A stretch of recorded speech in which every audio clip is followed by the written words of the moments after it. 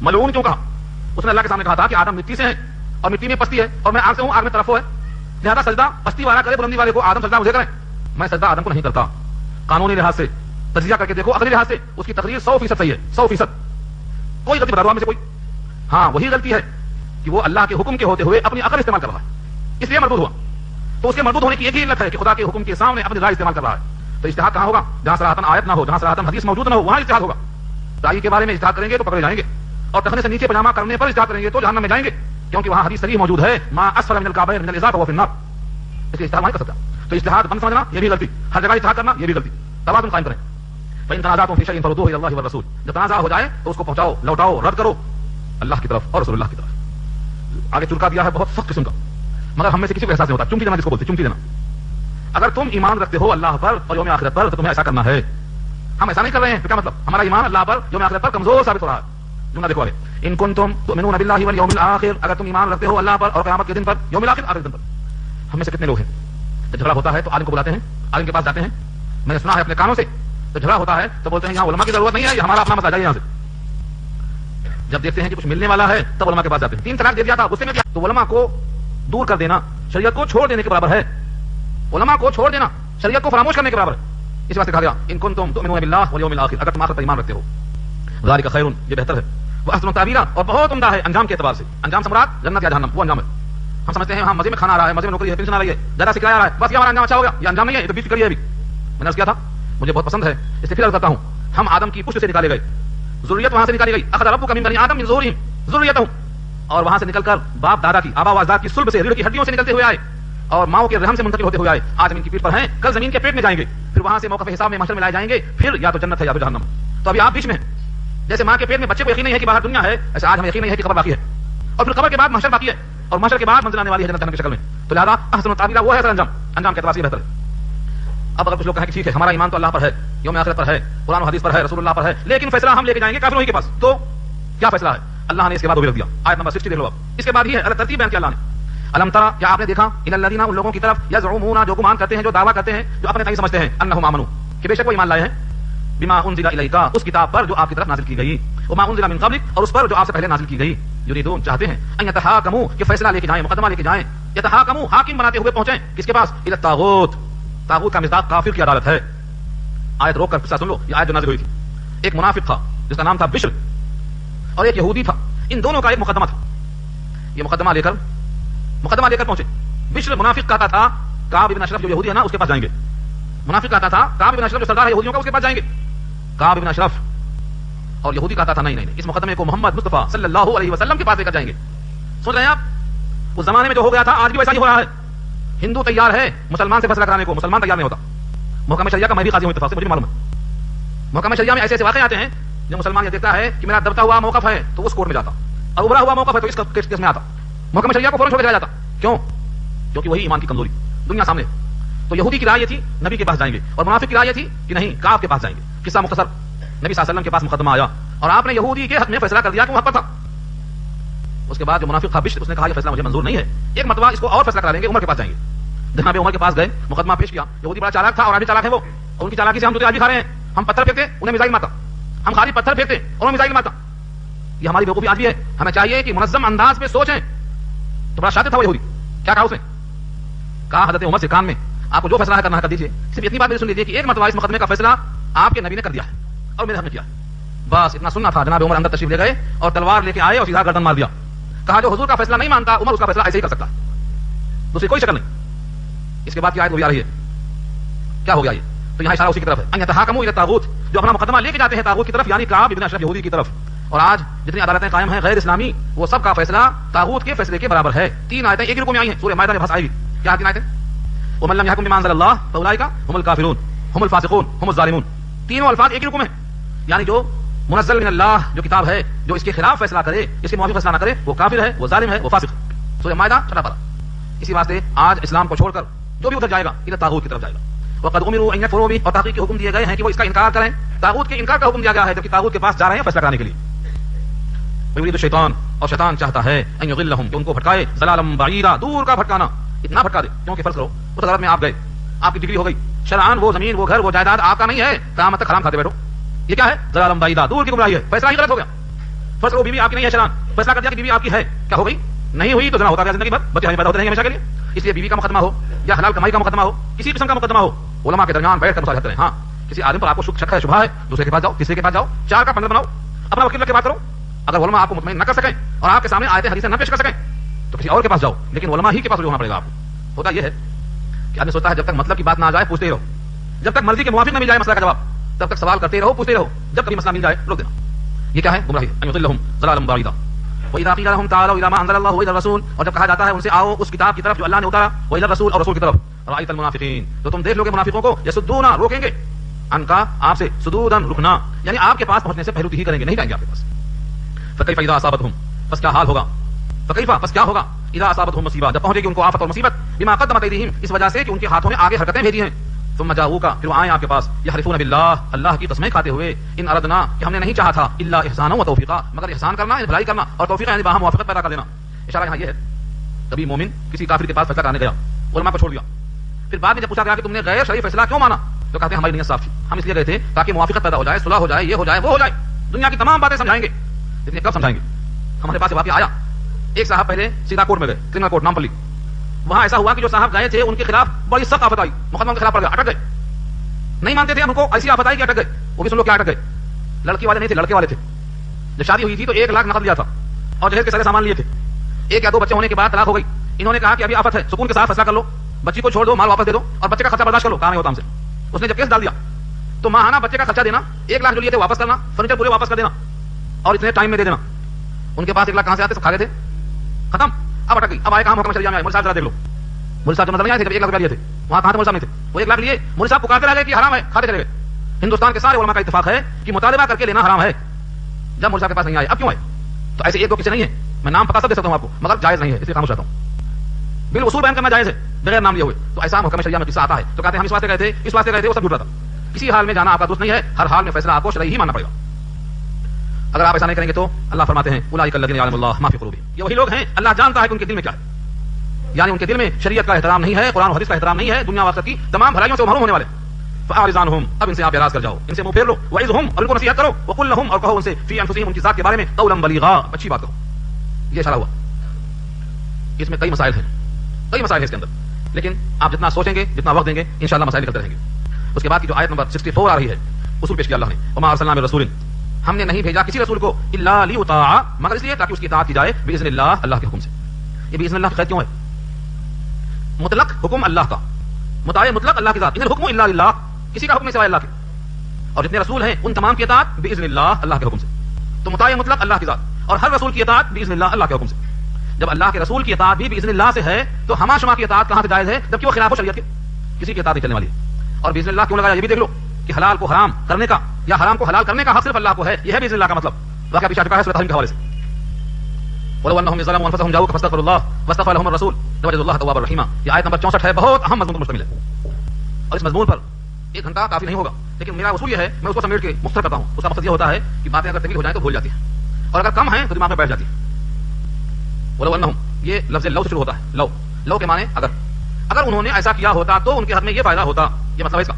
ولو انهم ظلموا اور بے شک جس وقت انہوں نے اپنے آپ پر ظلم کیا تھا، جاؤک آپ کے پاس آئے ہوتے یعنی نبی صلی اللہ علیہ وسلم کے پاس، فاستغفر اللہ اور اللہ سے استغفار کر لیا ہوتا، واستغفر لهم الرسول اور ان کے حق میں رسول نے بھی اللہ سے استغفار کر دیا ہوتا، لوجد اللہ تو پایا ہوتا انہوں نے اللہ کو تواب الرحیم، توبہ قبول کرنے والا اور رحم کرنے والا. یہ اشارہ ان کی طرف ہے جو واقعہ گزرا بھی، جنہوں نے نبی کا اور شریعت کا اور اللہ کا حکم نہیں مانا، اپنے اوپر ظلم کیا. اگر نبی کی موجودگی میں استغفار پڑھتے ہوئے آ جاتے نادم ہو کر، اللہ سے خود بھی استغفار کر لیتے اور نبی سے درخواست کرتے کہ اے اللہ کے نبی آپ ہمارے حق میں اللہ سے دعا کر دیجیے. لوگ کہتے ہیں دعا نہیں کروانا چاہیے بزرگوں سے، دیکھ لو یہاں اللہ کا مشورہ ہے. اور آپ کو یہ بھی یاد ہوگا حضرت یوسف کے بھائیوں نے اپنے والد یعقوب سے کہا تھا یا ابانا استغفر لنا ذنوبنا انا كنا خاطئین، سورہ یوسف میں ہمارے لیے استغفار کرو آپ. معلوم کیا ہوا؟ ایک کے لیے دوسرا آدمی استغفار کر سکتا ہے، یہ جائز ہے، یہ حکم ہے اللہ کا. نبی صلی اللہ علیہ وسلم کے پاس آئے ہوتے، استغفار ہوا ہوتا، ان کی مغفرت ہو جاتی. وہ نہیں آئے، استغفار نہیں کیا، مغفرت نہیں ہوئی. یہ قصہ یہاں ختم ہو گیا. اس آیت کو سن کر جی ہاں سوال جواب رکھتا ہوں تھوڑی دیر، 3 بجنے کے بعد سوال جواب موقع دیتا ہوں. تو ایک مرتبہ ایسا ہوا کہ اس آیت کو سن کر ایک دیہاتی چلا اور جب پہنچا تو معلوم یہ ہوا کہ آپ کا وصال ہو چکا ہے، دنیا سے آپ پردہ فرما گئے. قبر اطہار پہ آیا اور اس آیت کو پڑھتے ہوئے بیٹھ گیا غمزدہ ہو کر اور مٹی کو اٹھا کر سر پہ ڈال لیا اور کہا اے اللہ میں آیا تھا اس آیت کو سن کر استغفار پڑھتے ہوئے اور دل میں ارمان لے کر آیا تھا کہ نبی سے کہوں گا آپ استغفار کر دیجیے، اب کس کے پاس جاؤں. اس صدمے کے ساتھ قبر پر بیٹھ جاتا ہے. اسی حال میں اس کی نیند لگ جاتی ہے, غنودگی چھا جاتی ہے اور خواب میں آواز آتی ہے قد غفر لک, تیری مغفرت کر دی گئی. یہ واقعہ علامہ سیوطی نے نقل کیا ہے, صاحب جلالین نے نقل کیا ہے حاکم کے حوالے سے, اور ابن کثیر نے نقل کیا ہے اور لکھا ہے اس واقعے کو نقل کرنے کے بعد کہ ہمارے پاس یہ ثبوت ہے آج بھی کوئی اگر قبر اطہر پر جا کر اپنے حق میں استغفار کرتے ہوئے, اپنے گناہوں پر نادم و شرمندہ ہوتے ہوئے نبی سے درخواست کرتا ہے کہ ہمارے حق میں آپ اللہ سے استغفار کیجیے, تو آج بھی اس کے حق میں اللہ تواب ہیں اور رحیم ہیں. آج بھی مزید دلائل کی حاجت نہیں ہے, کیوں ایک روایت کافی ہے. آقا نے فرمایا من زارنی بعد حیاتی, جس نے میری حیات ظاہری کے بعد میری زیارت کی گویا اس نے میری ایسا ہی زیارت کی جیسا میری حیات میں زیارت تھی. جب میرے سامنے کوئی آ کے سوال کرتا ہے اور السلام علیکم کہتا ہے تو میں خود سنتا ہوں. بخاری کی سب سے عمدہ شرح فتح الباری ابن حجر اسقلانی لکھتے ہیں کہ آپ کی روح کو اللہ تعالیٰ لگا دیتے ہیں تاکہ آپ سنیں اور جواب دیں, اور وہاں ہر لمحہ کوئی نہ کوئی سلام کرتا ہی ہے, تو معلوم یہ ہوا آپ خود سنتے ہیں. بہت لطیف بات ہے. اور جب کوئی دور سے پہنچاتا ہے تو فرشتے مقرر ہیں, وہ فرشتے لے جا کر پہنچاتے ہیں اور آپ اس کا جواب دیتے ہیں. لیکن جب دور سے فرشتے پہنچاتے ہیں تو ہمیں زور سے چلانے کی حاجت نہیں ہے, ہمیں تو بڑے ادب سے بڑے ہی پردرد اخلاص کے ساتھ پیش کرنے کی حاجت ہے, چلانے کی حاجت نہیں ہے. ہم قریب ہیں تو آہستہ بولنے کا حکم ہے, زور سے چلانا بے ادبی ہے. نبی کے سامنے زور سے چلانا سارے عمل کو حق کر دیتا ہے. سورہ حجرات پارہ 26 کا پہلا رکوع پڑھ لیں, حق عمل کا باعث بنتا ہے. تو خلاصہ یہ کہ جو حاجی چلے گئے جو جانے والے ہیں یا عمرے میں جانے والے ہیں وہ اس آیت کو بار بار پڑھیں, آیت نمبر 64 سورہ النساء, کہ جب بھی وہاں جائیں تو استغفار پڑھتے ہوئے اپنے حق میں استغفار کرتے ہوئے جائیں. فلا وربک لا یؤمنون حتی یحکموک فیما شجر بینہم. اس آیت نے تو آخری کیل ٹھونک دیا, آخری کیل. قصہ مختصر یہ ہے, ایک مرتبہ ایسا ہوا جو اوپر کا واقعہ سنایا ابھی آپ کو, حضرت عمر کے قتل کا. حضرت عمر رضی اللہ تعالیٰ عنہ نے جو قتل کر دیا, لوگوں نے کہا کہ حضرت عمر نے ایک مومن کا قتل کر دیا, مومن کا قتل کر دیا. اللہ فرماتے ہیں جو اپنے نبی کو حکم نہ مانے, جو اپنے نبی کو جج نہ مانے, وہ کیسے ہو سکتا ہے مومن؟ اس کا قتل کرنا, مومن کا قتل کرنا ہو ہی نہیں سکتا. اور اللہ نے قسم کھایا فلا وربک, یہاں لا زائدہ ہے, فلا لام جو اللہ آیا ہے یہ لام زائدہ کہلاتا ہے, یہ قسم سے پہلے آتا ہے. فلا وربک بس نہیں, قسم ہے تیرے رب کی, لا یؤمنون وہ ہرگز مومن نہیں ہو سکتے, حتی یحکموک یہاں تک کہ وہ آپ کو حکم تسلیم کر لیں, فیما شجر بینہم ان تمام جھگڑوں میں جو ان کے درمیان میں واقع ہے, ثم لا یجدوا پھر وہ نہ پائیں, فی انفسہم اپنے جی میں حرجن کوئی تنگی کوئی کسک, مما قضیت اس سے جو آپ نے فیصلہ کر دیا, ویسلموا تسلیما اور تسلیم نہ کر لیں, مکمل تسلیم کر لینا. یعنی آپ کے فیصلے کو جو کہ تم مان لیں, دل میں افسوس نہ ہو کاش کہ وہاں نہ گئے ہوتے تو ایسا نہ ہوتا, کسک محسوس نہ ہو. اس کی وجہ یہ ہے کہ ہم دنیا کے خسارے کو زیادہ اہم سمجھتے اور آخرت کے خسارے کو ہم جانتے نہیں. اگر دنیا ساری ہمیں مل جائے آخرت چھوٹ جائے تب گھاٹا ہے, اور دنیا پوری ہاتھ سے نکل جائے لیکن آخرت مل جائے تو فائدہ ہے. یہ کب سمجھ میں آئے گا؟ قرآن کہتا ہے وَلَلْآخِرَةُ خَيْرٌ لَكَ مِنَ الْأُولَىٰ, اولا سے آخرہ بہتر ہے, مکہ سے مدینہ بہتر ہے یا دنیا سے عقبہ بہتر ہے, اس کو مان کر چلنا پڑے گا آپ کو. وَلَوْ أَنَّا كَتَبْنَا عَلَيْهِمْ أَنِ اقْتُلُوا أَنفُسَكُمْ, اور اگر ہم لکھ دیتے فرض کر دیتے ان کے اوپر, أَنِ اقْتُلُوا أَنفُسَكُمْ کہ تم خود کو قتل کر لیا کرو, خودکشی کر لیا کرو, أَوْ اخْرُجُوا مِن دِيَارِكُمْ یا نکال کے پھینکو اپنے گھروں سے ان کو, مَا فَعَلُوهُ تو تم ایسا نہ کرتے, إِلَّا قَلِيلٌ مِّنْهُمْ مگر ان میں سے کچھ لوگ. اگر حکم سخت ہوتا تو تم نہیں مانتے, یہ حکم تمہاری مرضی کے واسطے بہت نرم حکم ہے. ولو انهم فعلوا اگر وہ ایسا کر لیتے ما يوعظون به جیسا وہ نصیحت کی جا رہی ہے, لکان خیر لهم تو ان کے حق میں بہتر ہوتی, وہ اشد تثبیتا اور زیادہ سخت ہوتی مضبوط ہونے کے اعتبار سے. وإذن اور تب تو لآتیناہم دیتے ہم ان کو من لدنا اپنے پاس سے اجرا عظیما بہت بڑا اجر, ولہدیناہم صراطا مستقیما اور ہم ان کو ہدایت کر دیتے صراط مستقیم کی. یہ تمام آیتوں کا حاصل اور خلاصہ یہ ہے کہ خدا کا حکم سخت نہیں ہے, اگر ماننا چاہیں تو آپ مان سکتے ہیں, نقصان نہیں ہوگا.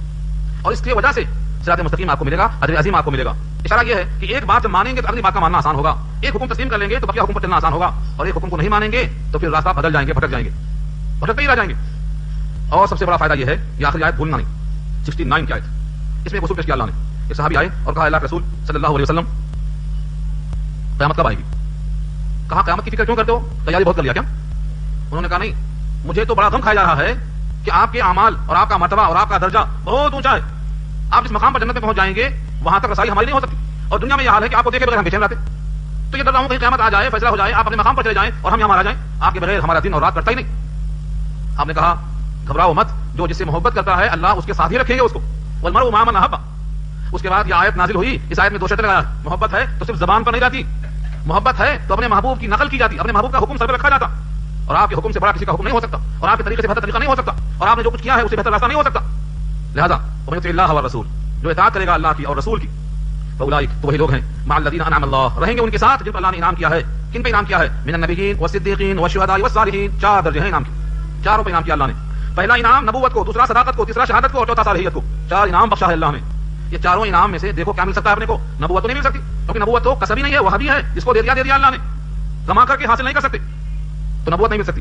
صدیقین صداقت یہ مرتبہ بھی نہیں مل سکتا. کیوں؟ صدیق کہتے ہیں تصدیق کرنے والے کو, عقل میں آئے تبھی, عقل میں نہ آئے تبھی.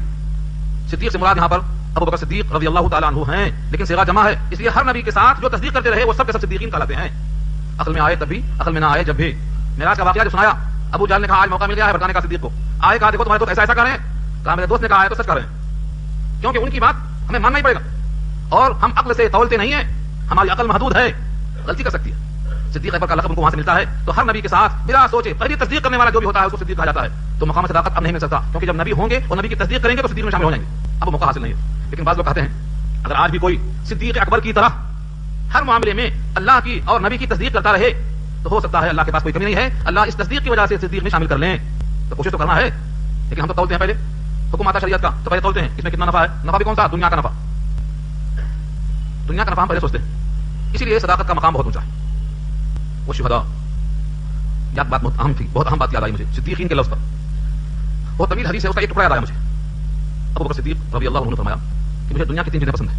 ایک تو نبی کا چہرہ دیکھنا, نبی کا چہرہ ہو میری نگاہ ہو, اور دوسرے میری بیٹی آپ کے گھر میں نکاح میں ہو, یعنی میں آپ کا سسرا اور آپ میرے داماد ہیں, مجھے پسند ہے.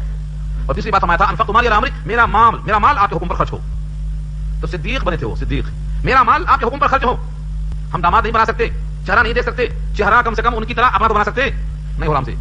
آپ کے حکم پر اپنا مال تو خرچ کر سکتے, یہ بھی نہیں ہو رہا ہم سے. تو صدیق کا مقام لینے کے لیے اپنے آپ کو بٹھانا پڑتا, اپنی خواہش ختم کرنا پڑتا. غار ہرا میں اور غار ثور میں ساتھی بننے والا مشقت میں سب سے آگے ہوتا ہے. نبوت کے بوجھ کو اپنے کندھے پہ رکھ کے پنجوں کے بل چڑھتا ہے, اتنا بوجھ برداشت کرنا پڑتا ہے, تب صدیق کا مقام ملتا ہے. ہم کیا چاہتے ہیں نہارا لگنا پھر ہم صدیق بن جائیں, نہیں ہو سکتا ہے. تیسرا انعام شہداء کو ملا, شہادت کو ملا, شہید. ان تینوں کے بعد نمبر آتا ہے صالحین کا. صالحین کون ہیں؟ صلحاء, نیک لوگ, صالحیت, شریعت پر خاموش عمل کرنے والے.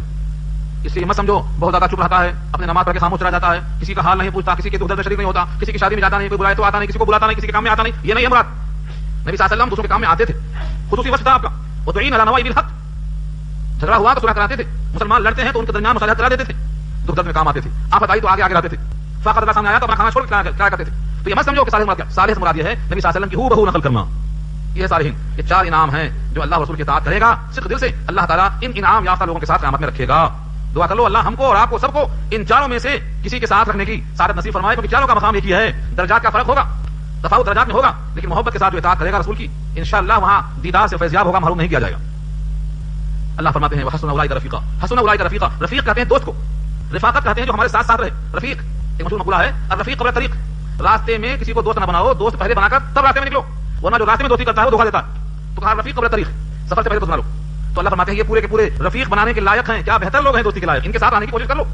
ان کے ساتھ جو رہے گا وہ کبھی محروم نہیں ہو سکے گا. تو نبوت, صداقت, شہادت, ان 4 کے ساتھ رہو. حسن اولئک رفیقا, دوستی کے اعتبار سے بہت اچھے رفیق ہیں لوگ. ذالک الفضل من اللہ, یہ فضیلت ہے اللہ کی طرف سے. وکفی باللہ علیما, اللہ جانتے ہیں, علم کے اعتبار سے اللہ کافی ہیں. یعنی یہ جو فیصلہ ہے یہ علمی فیصلہ ہے, علم کے لحاظ سے کیا گیا ہے کہ دوستی کے لائق اچھے ہیں. اس فیصلے کو تسلیم کرتے ہوئے اپنے آپ کو ان کے ساتھ جوڑ دو. یہاں پر رکوع مکمل ہوتا, آیت نمبر 70 مکمل ہو جاتی ہے.